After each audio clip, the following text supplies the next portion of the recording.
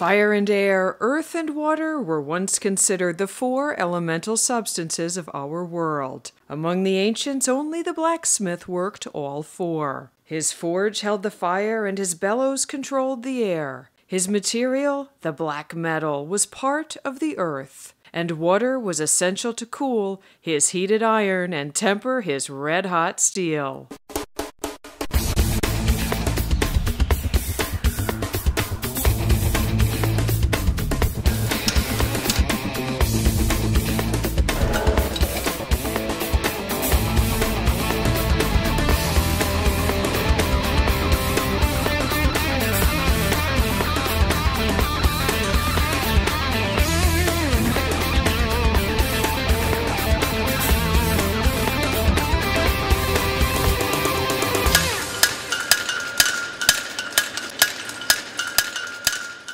The World Championship Blacksmiths competition at the Calgary Stampede is brought to you by Mustad, St. Croix Forge, and Capewell Horse Nails, the worldwide leaders in hoof care. This is our 26th year. It was started by Ole Mustad and Christian Mustad. And Ole Mustad came here to meet a friend of him, which was a member of the Pratt family. They together decided that they were going to host the event. And they started it in very, very small scale. And over the years, our sponsorship has grown, and the competition has grown. And last year was our 25th anniversary with over 100 competitors, I think, from 21 countries. And this year is hosting 15 countries, so it's truly the World Championships. It's a total test, a total skill test of man, steel, and horse. At this level, everybody is capable of winning it, and it's who performs on the day. Well, you get a lot of butterflies in your stomach, and I've been here 9 or 10 years. Treat it like a hurdle race, you know. You're going to knock 1 or 2 hurdles over on the way to the finish, but as long as you get to the finish line first, you're the winner. The title of World Champion Blacksmith is a hard-earned and coveted title. Competitors from all over the globe make their way to Calgary in pursuit of a dream. At stake, the title of World Champion and over $35,000 in prize money. It is a survivor-like competition, as blacksmiths are tested by the elements of fire, smoke, and red-hot steel, all at an altitude of 4,000 feet. The winner is determined by points earned through a series of qualifying classes, each demanding total concentration, skill, and strength. This is absolutely a lot more than just shoeing a horse. This is a total test. We have speed classes, forging classes, 2-man classes, 4-man classes, creative classes. It is a total test. Each new year, the World Championship Blacksmiths competition brings a flood of new faces and renews hope in the hearts of the seasoned. It was 7 years ago when I won it, when I was a younger man, and it's tougher out there, there's no doubt about that. To qualify for the top 10, competitors pound steel through a series of shoeing and forging classes that push their talents and tempers to the limit. Classes demand the most exacting specifications, and stringent rules must be adhered to. One slip or one touch of the shoe after time has been called may lead to an immediate disqualification. The standard is good, but the times are really tight, you know.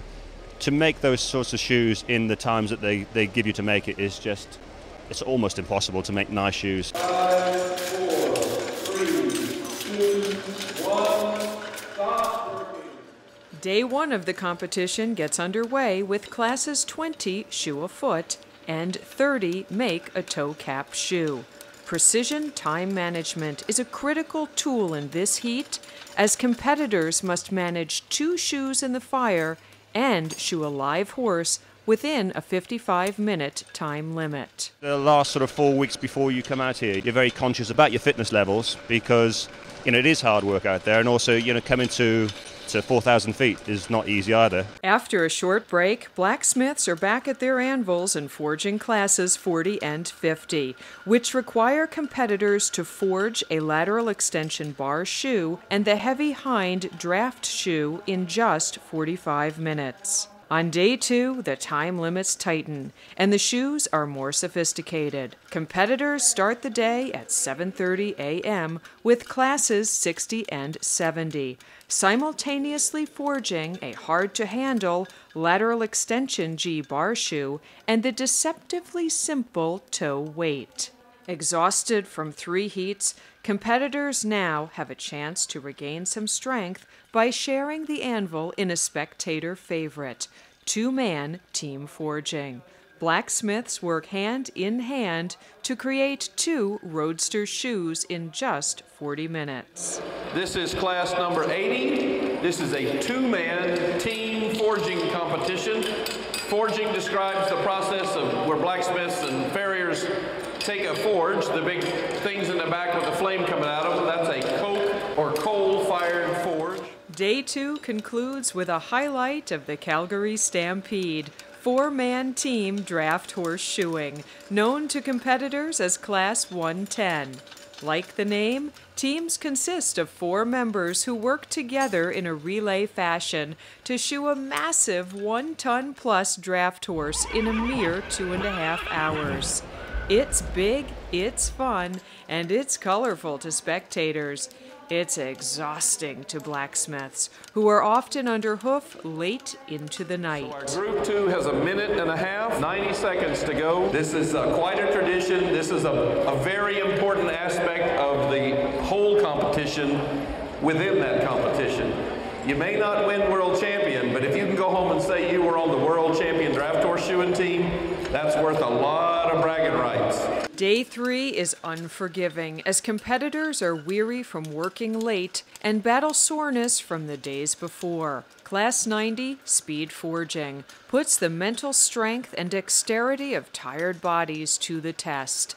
In a blistering 12-minute time limit, competitors must make bar stock beautiful in the form of a fullered boxed toe clip shoe. It is fast and furious, and it is the last chance for competitors to earn enough points for a place in the top 10. My main competitor is my fellow Welshman, Billy Crothers. We've battled it out a few times. Up till now, he's had the winning hand.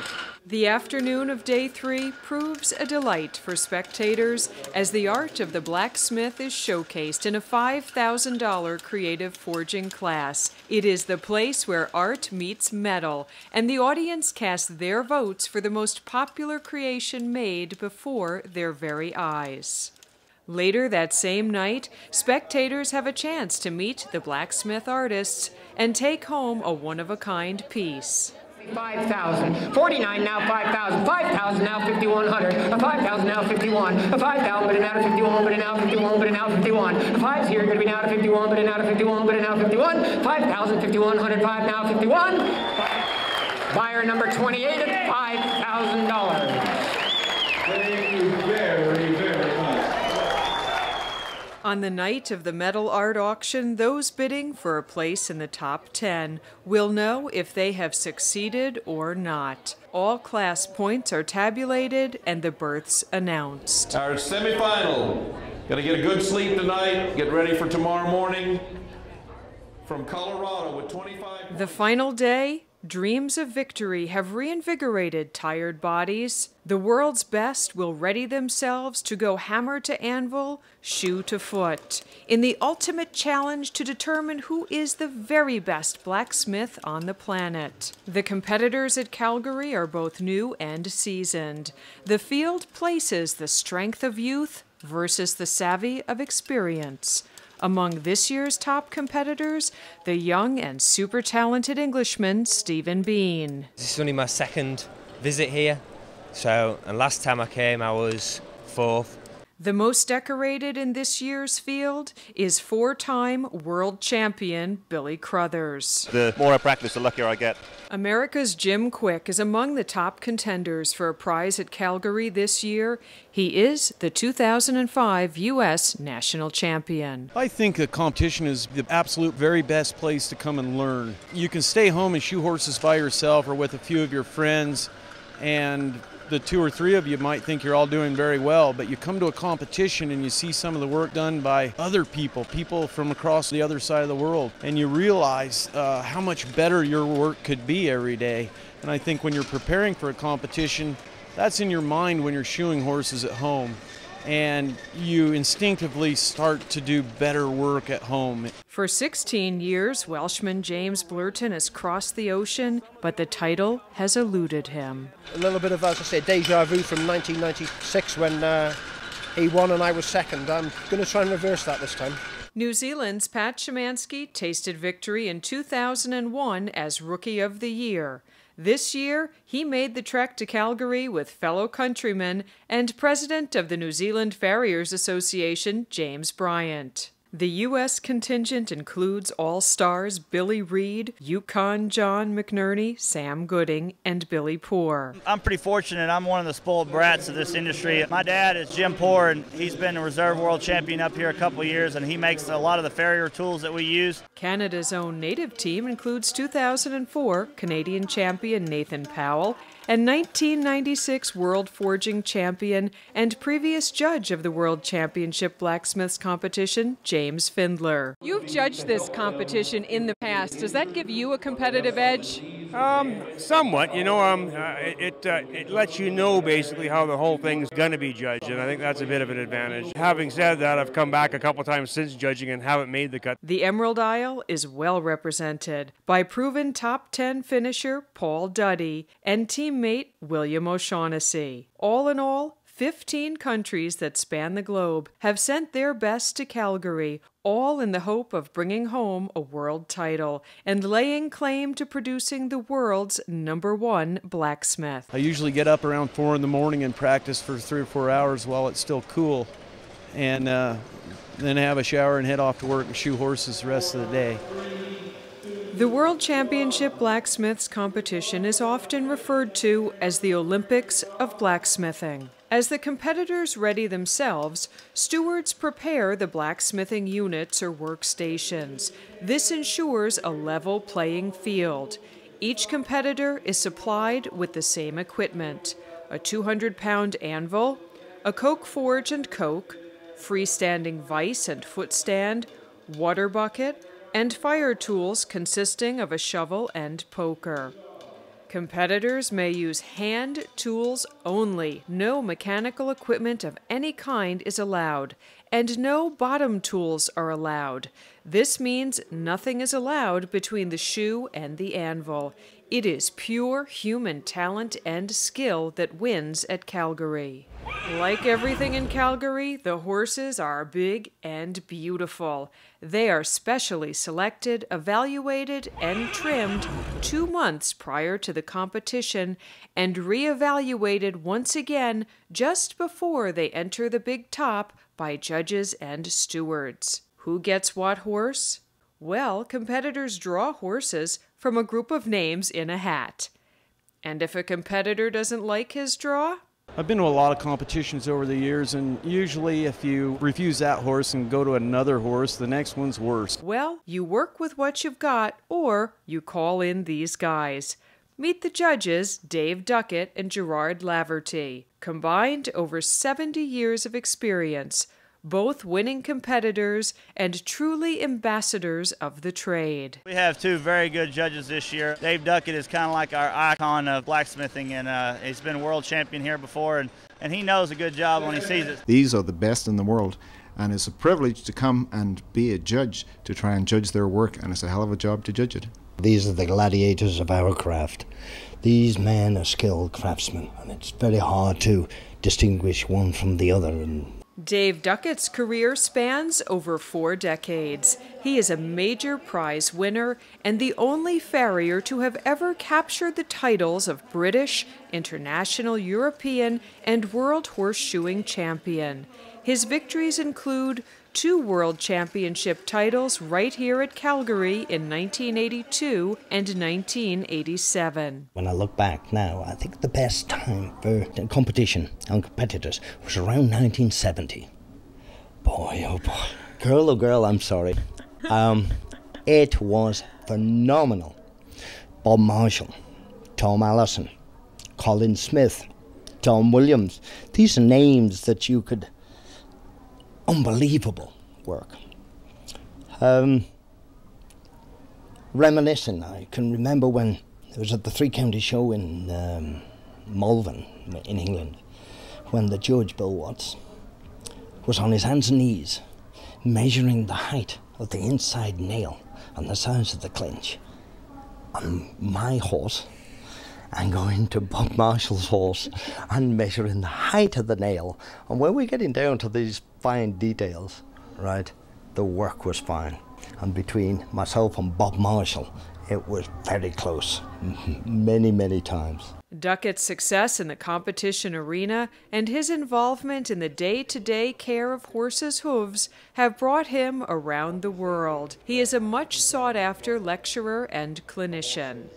What we've been given with horses. But I'll hand you over. Gerard Laverty hails from the land of the horse, where he began his career with a 3-year apprenticeship through the Irish Horse Board in Dublin, Ireland.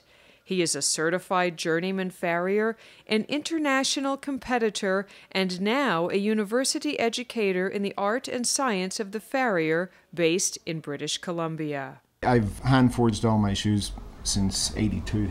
In our area of North America, down in the Fraser Valley in BC, close to Vancouver, there are a little group of farriers that are carrying on that tradition of using handmade shoes on every horse every day. What's going to happen, those people that are hand-making shoes, there's going to be a niche market for them at the upper end. And you can't expect to make a shoe for an individual horse on demand if you're not doing it every day. The competitor's work at the World Championship Blacksmiths competition is hand-forged. It is the personal best of each blacksmith. It's like playing a musical instrument. If you don't practice, you can't play the tune. So you have to keep practicing. And our instruments are the hammer and the anvil and the fire. So you need to keep at it. And for a young person getting into the industry, no matter what anyone says, for a long time to come, we're still going to be nailing steel on horses' feet. A point system is used in all classes and events, with each of the 2 judges marking the shoes individually, and then the 2 scores are added together to determine the top 6 places in each class. Championship points are awarded on the basis of class placings. Quite often the difference between a winning job and a losing job is maybe 1 or 2 points, but it all comes down to safety and comfort for the horse. The critical thing is the fit of the shoe, and if the shoe is made properly and fitted properly, then it can be nailed on safely to the horse, and the horse is going to be able to do the job that he's supposed to do for the next 6 weeks. Strategy is as much a part of the competition as any. Competitors must know the point system and how it affects the leaderboard. It is fractions of a point that determine who makes the cut and who goes home to practice for yet another year. The points difference between first and second in the shoeing classes is 7 points. So there's a lot of points available in the shoeing, and it changes the leaderboard quite a lot with just one shoeing class. There's only 1 point difference between first and second. And there's 7 points in the shoeing. So the challenge of competition is a privilege especially enjoyed by the modern-day blacksmith. Throughout history, civilization demanded all of his time. Its growth was dependent on the skills and talents of the blacksmith.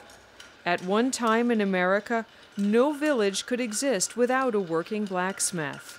The skilled tradesman worked with iron to make or repair the tools necessary for farming, transportation, cooking, and the myriad of enterprises happening in the local shops. His own shop was the local hardware store, making a knife, a set of door hinges, or a handful of nails.